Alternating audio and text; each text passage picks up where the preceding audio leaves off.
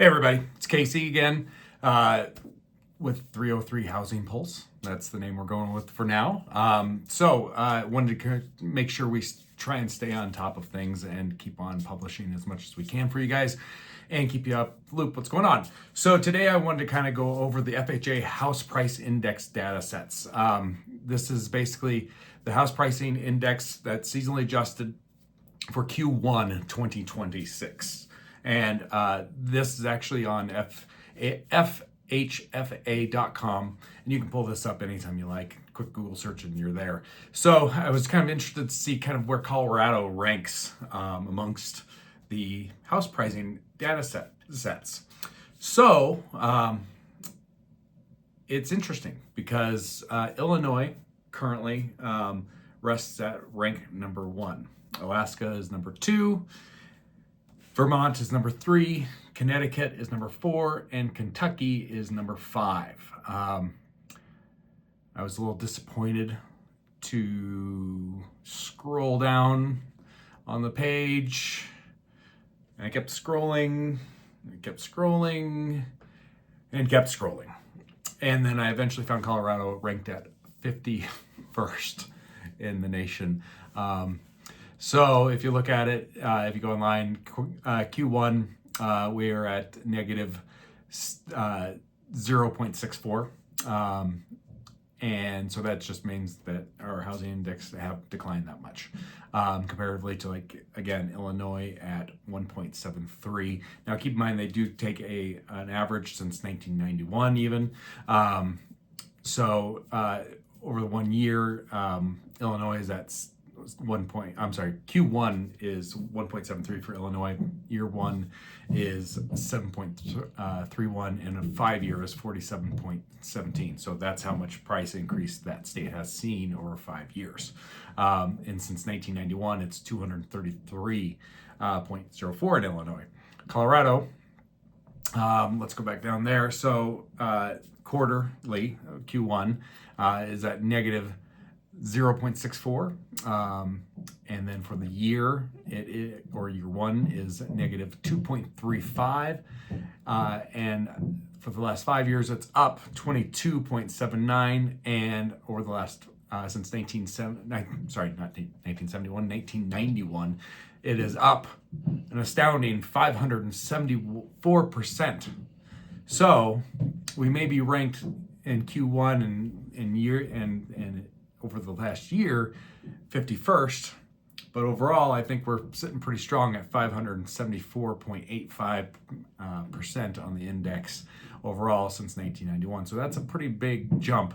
But for those of us that have purchased homes or recently or in the last 3 or 4 years, that negative 2.35 or that negative 0.64 does have a pretty good impact on you. So the other thing I wanted to bring up today was the U.S. home builders. This is actually good news. Colorado does have a little bit more red tape these days with building, and I know Governor Polis has done some things with the state legislature to cut the red tape and make it much easier and more efficient to build. But this is what U.S. home builders sentiment is unexpectedly got higher this in August than expected. Residential construction firms are still reporting relatively weak overall numbers due to economic uncertainty and the high interest rates and mortgages. Some home builders are actually able to get different financing and are actually able to offer home build or buyers that are buying new properties much lower rates than traditional resale purchases. So in some states like Texas and things like that, where building is much more common and more frequent, you will see much higher sales in those types of new build communities. So that's an interesting little factoid there. Not saying that it's not happening in Colorado, but states like Florida, Texas are seeing much more building than, in fact, that's partially why Texas has seen a bit of a decline in home values is because they overbuilt.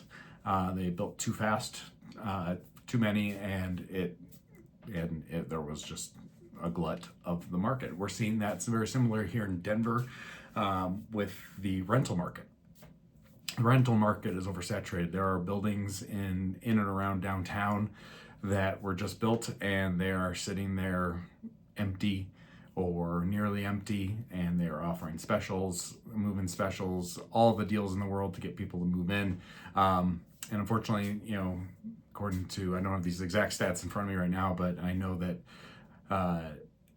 U-Haul came out with some numbers, as they do, just explaining that more people are leaving Colorado currently than moving in.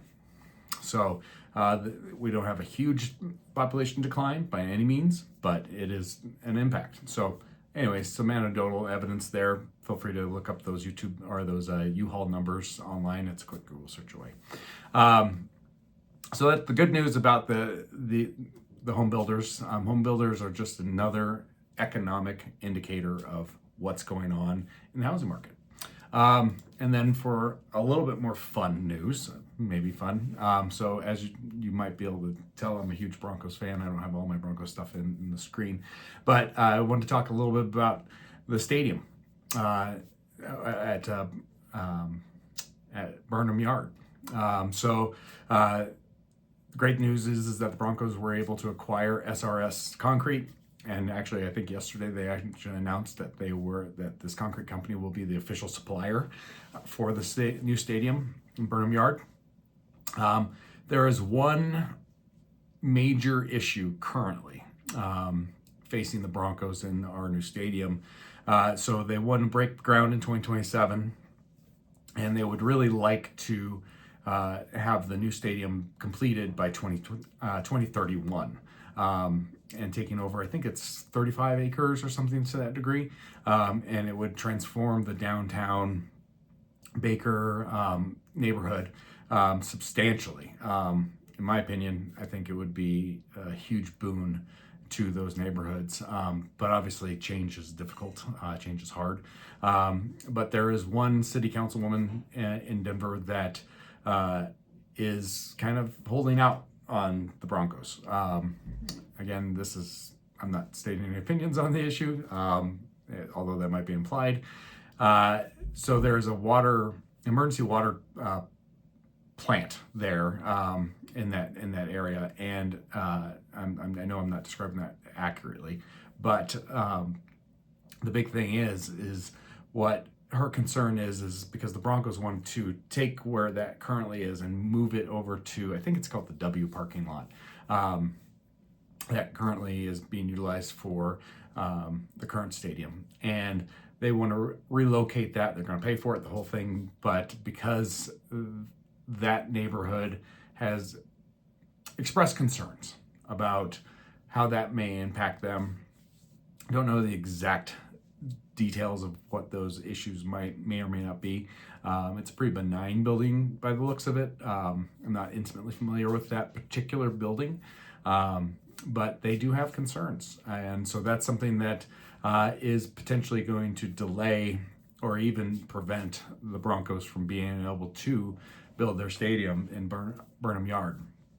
I don't feel too bad for, the Broncos ownership. They're the richest team or the richest team owners in sports. However, the big issue is just this one last thing. From all intents and purposes, they've acquired Burnham Yards. They've gotten most of the city stuff squared away. They issued renderings, which look incredible, of the area and the huge amount of work that will go into enhancing that Burnham Yards, which has been in derelict condition for as long as I can remember. And, I've lived here most of my life. So, I think it's going to be a contentious last step. And unfortunately, a couple things that may occur from it.